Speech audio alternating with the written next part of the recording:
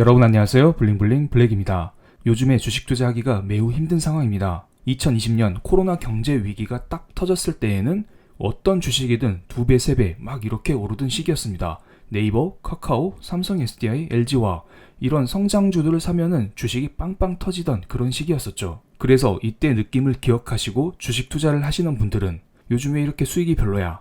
시장이 별로야? 내 계좌는 왜 반토막이 나는 거야? 이런 생각을 하시면서 자괴감에 빠져 있을 거라 봅니다. 하지만 이것은 시장이 이렇기 때문에 어쩔 수가 없습니다. 현재 보고 계신 차트는 2022년 초반부터 현재까지의 코스피 지수, 나스닥 지수, 일봉 차트입니다. 모르는 사람이 봐도 계속 흐르고 있다, 떨어지고 있다 이런 게 딱딱 보이지 않나요? 이러던 와중 지난주 미국의 소비자 물가 지수가 발표됐습니다. 미국의 3월 소비자 물가 지수가 전년 동월 대비 8.5%나 증가했었는데 사람들은 이거 인플레 피크 치는 거 아니야? 인플레 이제 완화되는 거 아니야?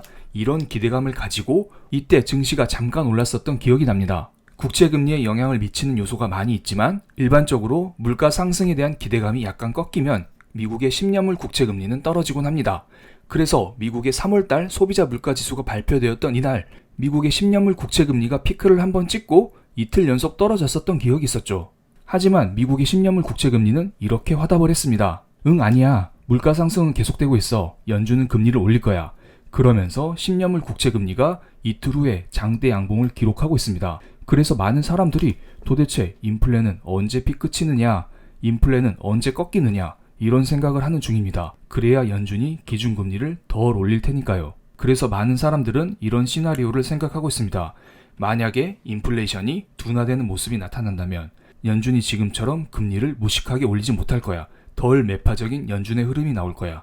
그러면서 증시가 반등하지 않을까? 이런 기대감을 가지고 있는 것은 사실입니다. 이것은 코스피 지수 월봉 차트인데요. 지난번 금리 인상 사이클인 2015년 12월부터 2018년 12월까지를 주황색 음영쳤습니다. 금리 인상하면 무조건 증시가 떨어진다? 그게 아니죠. 금리 인상하는 도중에 2017년도 코스피 지수가 2000에서 2600까지 오르는 모습이 나왔습니다. 이때 당시 한국 경제에 호황도 있었지만 당시 연준 의장이었던 옐런 연준 의장이 덜 매파적인 발언을 하면서 한국 증시의 상승이 나왔던 것입니다. 그래서 사람들은 이렇게 2017년도처럼 한국 증시의 반등이 나오기를 기도하고 있는데요. 덜 매파적인 연준이 언제 나올지는 예측 불가합니다.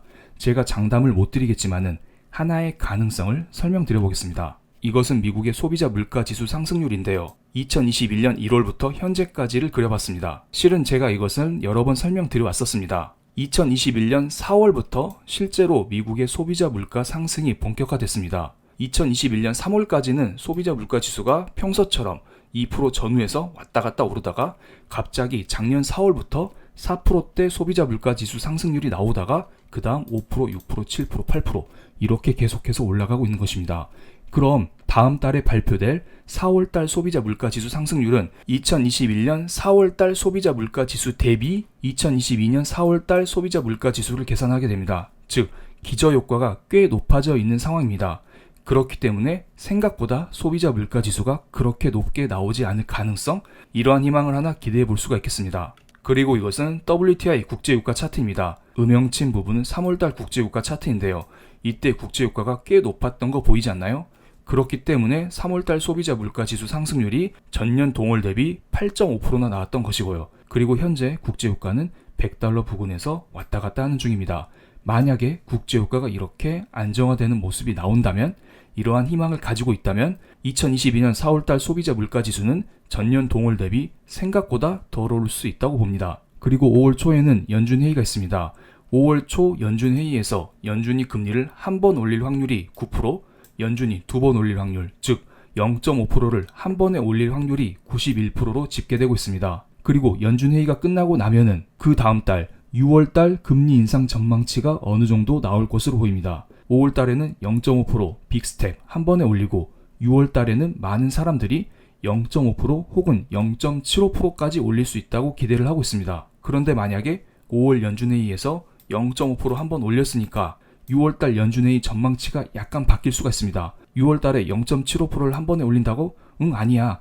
0.5%면 될 거야. 다음 달 경제 분위기에 맞춰서 금리 인상 전망치가 수정될 수도 있는 것이고요. 그렇기 때문에 우리는 연준회의를 한번 짚고 넘어갈 필요가 있어 보입니다. 그리고 방금 전에 설명드린 4월달 소비자 물가 지수는 5월 11일에 발표가 됩니다. 즉 5월 초에 연준회의가 있고 5월 11일에 소비자 물가지수 발표가 있는 것이죠. 5월 초 중순에 여러 경제 이벤트가 집중되어 있다. 만약에 이러한 이벤트를 겪고 나면 어느 정도 불확실성이 해소될 수 있다. 이런 기대감을 우리는 가질 수가 있을 거라 봅니다. 하지만 우리는 중국의 성장도 체크를 해야 됩니다. 지금 중국은 코로나 때문에 매우 힘든 상황이죠. 그래서 상하이 락다운을 비롯해서 그 주변 지역 전체적인 락다운이 나오고 있는 상태입니다. 4월 18일에는 중국의 1분기 GDP 성장률, 3월달 소매 판매, 3월달 산업 생산이 나올 예정입니다. 이 지표들 역시 좋지 않을 전망입니다. 그렇기 때문에 이렇게 안 좋은 경제 지표 한번 짚고 넘어갈 필요가 있을 거라 보고요. 이때 맞춰서 중국이 지준율을 인하해 줄 가능성 역시 고려를 할 필요가 있을 거라 봅니다. 상하이 락다운은 매우 중요한 이슈입니다. 중국 경제가 힘들면 전 세계 경제가 힘들어지기 때문이죠. 상하이 봉쇄에 대한 기사를 몇 개 캡처해 봤는데 좋은 소식이 전혀 없습니다. 상하이 21제 봉쇄, 서쪽에 있는 시안더 봉쇄 시작, 중국 전체 대도시에 대한 봉쇄가 시작되는 모양입니다. 아래 기사를 보면 자동차 공장 이대로 가면 큰일 나겠네. 상하이 봉쇄에 중국이 발칵 뒤집혔다고 합니다. 그럼 도대체 중국의 코로나는 언제 끝날까요? 제가 이것을 장담 드릴 순 없겠지만은 다른 나라의 사례를 바탕으로 중국도 언제쯤 코로나가 끝날 수 있다? 이러한 전망을 설명드리겠습니다. 이것은 인구 100만 명당 코로나 신규 확진자 수를 나타낸 차트입니다.